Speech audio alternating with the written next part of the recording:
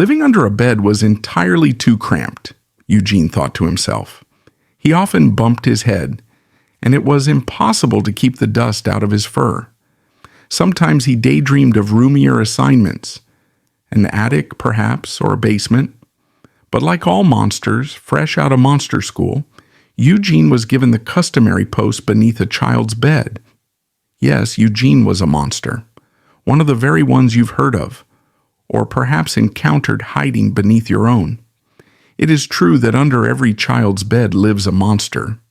It is untrue, however, that they are there to frighten you. On the contrary, it is a monster's most sacred duty to watch over their young charge, a Lucy or a Harold or a Margaret or a Jim, and keep them safe from the things that really do go bump in the night. Eugene was peculiar as monsters went. He didn't growl or moan or scratch at the walls with his claws. You were far more likely to hear him cough or sniffle or fussily clean between his toes.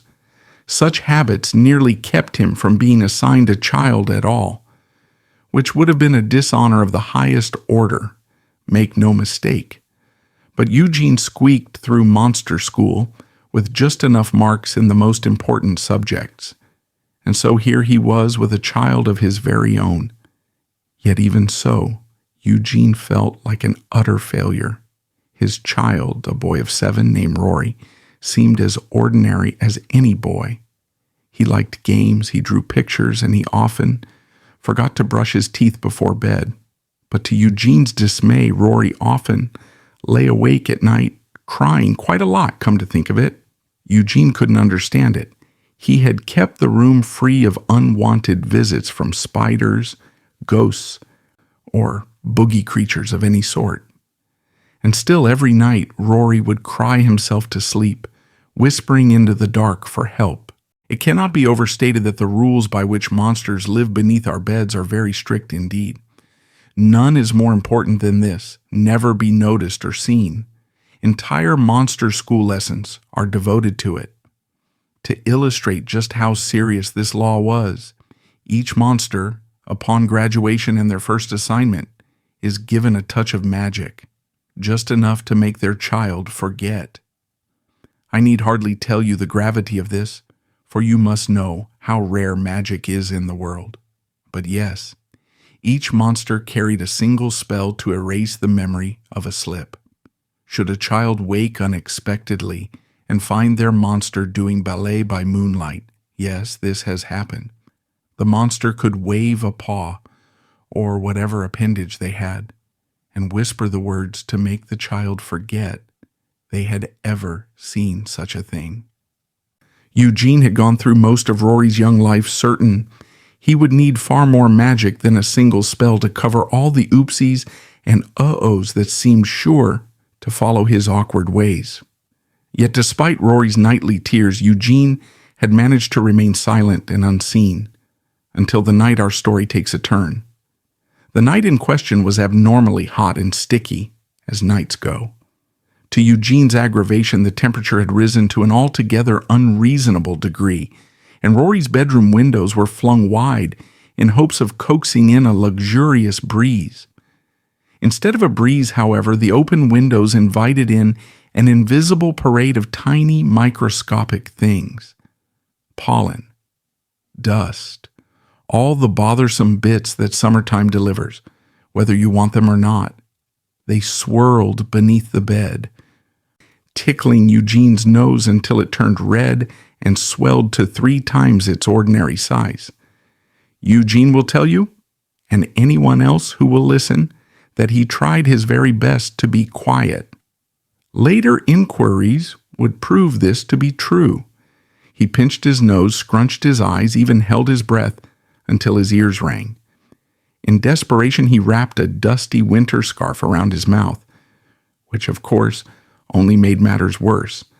At last he could hold it no longer. The sound that burst from him rattled the floorboards and shook the shadows. Eugene clamped his claws over his nose and mouth and froze.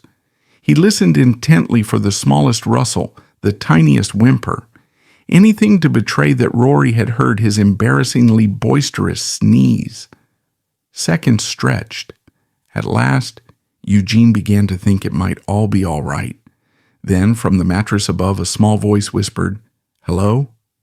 Eugene's eyes darted left, then right, as though an escape might present itself beneath the bed. What was to be done?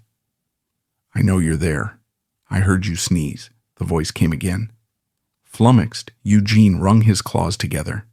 Should he use his bit of magic? Surely the situation wasn't that dire. Rory spoke a third time into the silence. "Would you like a tissue?" Being as fussy a monster as ever there was, Eugene shuddered at the thought of wiping his runny nose on the fur he so carefully groomed each day. Without a cautious thought in his head, he blurted out in a clogged, wheezy tone, "Why, yes, thank you."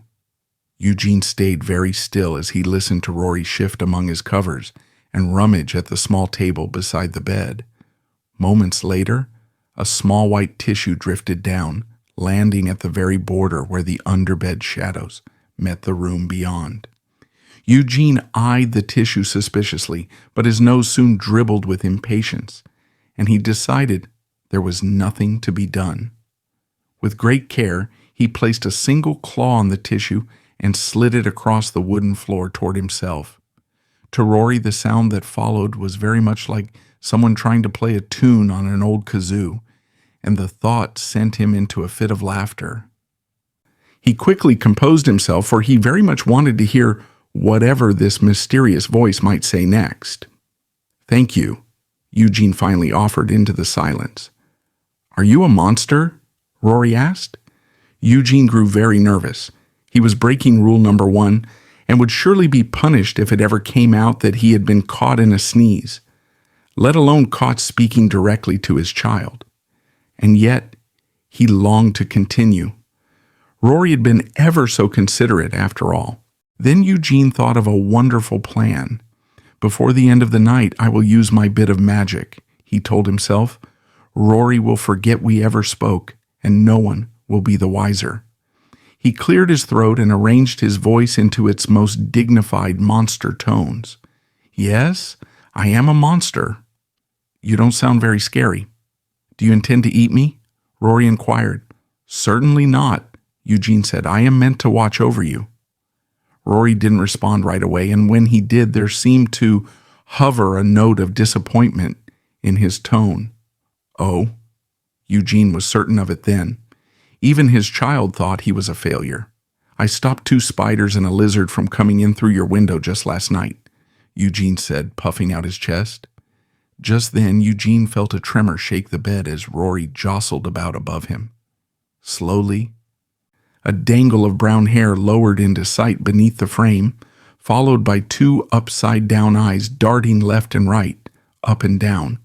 Eugene shrank back and curled himself into a ball. I can't see you," Rory said. As his panic subsided, Eugene suddenly recalled a half-forgotten lesson from monster school. "You won't be able to see me while I am under the bed," he said. "I don't quite remember why." Rory yawned long and deep as he pulled his head back up, flopped against his pillow, and let his blanket fall around him again. "What's your name?" he asked, his voice slow and heavy. "It sounds like you should be getting some sleep," Eugene replied. "Will you be here tomorrow night?" "Oh, yes, I am always here." Silence overtook the room as Rory's breathing softened. "My name is Eugene," came a whisper from beneath the bed. A drowsy hush was broken by a muffled reply. "Good night, Eugene." And so it went. Each night Rory whispered into the dark, and each night Eugene whispered back. Eugene told himself he would use his bit of magic tomorrow, and then tomorrow again, and then again the day after that, but he could never bring himself to do it. As the nights wandered, so did their conversations. Rory asked if monsters wore pajamas, and Eugene huffed that he was allergic to them. Eugene complained about dust in his fur, and Rory promised to clean his room more thoroughly from now on. They spoke of drawings and games, and once of a dream Rory had about flying out his window on the back of a crow. Little by little, the room grew less lonely, and Rory's tears seemed to fade. Eugene, who had once thought himself a failure, began to believe he had been given the right child after all.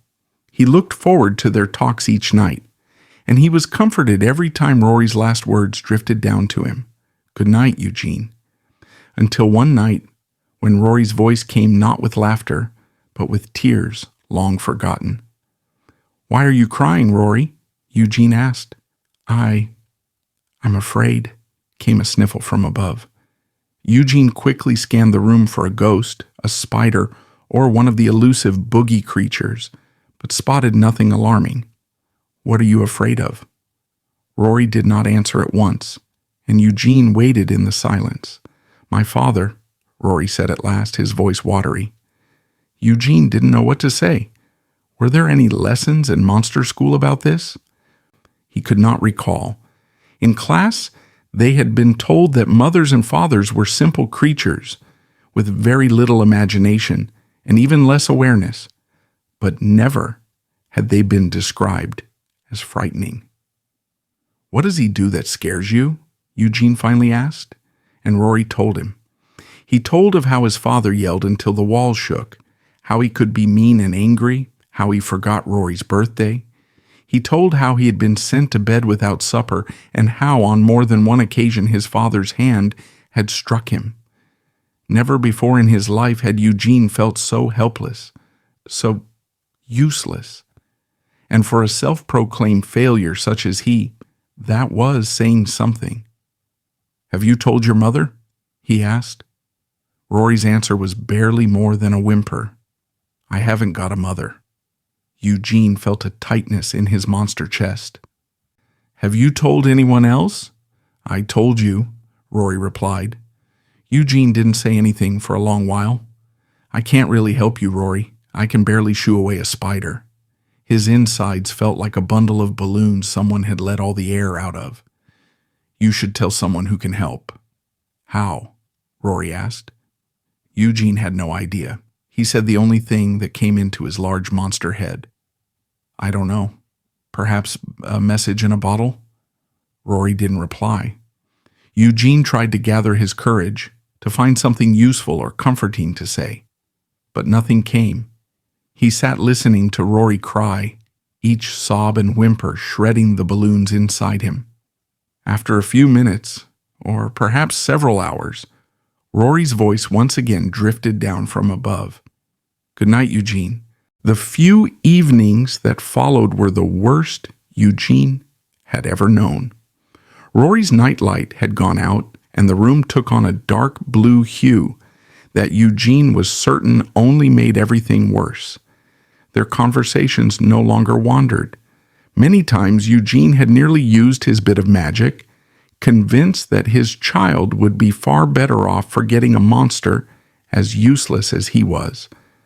Then one night, long after Rory had drifted into a restless sleep, something slipped from above after a toss and a turn. It landed softly on the floor, a small folded piece of paper, the words scrawled in Rory's favorite crayon. On the front, it read, in uneven letters, "To Grandmother's House." Eugene unfolded it with trembling claws. Inside, neatly in the center, were two words, "Please help." Suddenly, from outside the room came a noise. It sounded like thunder, like mean dogs barking, like all the very worst sounds Eugene had ever known. The clamor grew louder, closer, until a shadow blotted out the strip of light beneath Rory's door. Eugene's fur trembled as he curled into a tight ball. The doorknob began to turn. He looked frantically for a place to hide, and his eyes fell on the message still clutched in his claws. "Please help." A new sensation swept over him, as though a cool breeze had drifted in from the window, calming and strengthening him. No one would scare his child like this. It was his sacred duty to protect Rory, his friend. Light burst into the room, blocked only by a tall, shadowy figure in the doorway. Eugene squinted, feeling braver than he had ever dreamed possible. He stretched out his paw and chanted into the night, "Make him forget, make him forget." The magic poured from him, spilling out through all 8 claws, not toward Rory, but toward the dark figure. The shadow froze, lingered for a moment, then turned. It slithered down the hall, and the door closed softly behind it. Eugene shook all over as he listened to the slow, steady breaths of the sleeping boy above him. He had to get Rory help somehow. He crawled his quietest crawl to the edge of the bed and up to the sill of the open window. But once there, he faltered. He had no conception of what to do. He could not fly. He could not leap. He had no means at all to send Rory's message into the world. In his softest voice, so as not to wake the boy, Eugene whispered into the night, "If you can hear me, you spiders, you shadows, you boogie creatures of the dark, Rory needs our help. Please take this to where it belongs." He set the message gently in a puddle of moonlight, his deepest hopes reaching out to anyone or anything that might listen. A sudden breeze stirred, catching the paper by its edges. Eugene lunged to grab it, but it was too late. The letter fluttered from the sill and vanished into the night. Eugene slumped back beneath the bed. The letter was gone, the magic spent. He was certain his last chance to help Rory had slipped away. Morning came, unpleasantly bright for a monster with sensitive eyes. Rory rose later than usual, his pajamas disheveled, his steps drooping and heavy as he left the room without a word. Eugene told himself he would confess the loss of the letter when the boy returned that night. But when bedtime came, Rory never returned. The next night Eugene waited, ears sharp for a whisper from above, but none came. He fell asleep longing to hear the 2 words he had become so accustomed to, "Goodnight, Eugene." The second night was worse. He paced the floorboards, searched the closet, rummaged through the bed covers, and at last curled into a ball, sniffling into the dark. By the 3rd night, Eugene lay silent and still. He was certain his child was gone forever, when suddenly the door creaked open and the bedroom light flipped on.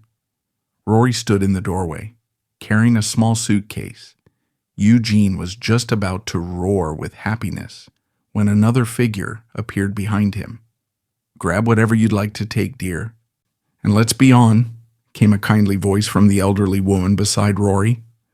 Rory set down his suitcase and walked to the nightstand. He rummaged for a moment, then bent low to peer beneath the bed. Quietly, he slid a box of tissues into the shadows, glancing about as though hoping to catch a glimpse of his friend. He smiled, stood up, and lifted his suitcase once more. With a flip of the switch, moonlight bathed the floorboards again, and from the crack of the closing door, Rory whispered, "Good night, Eugene."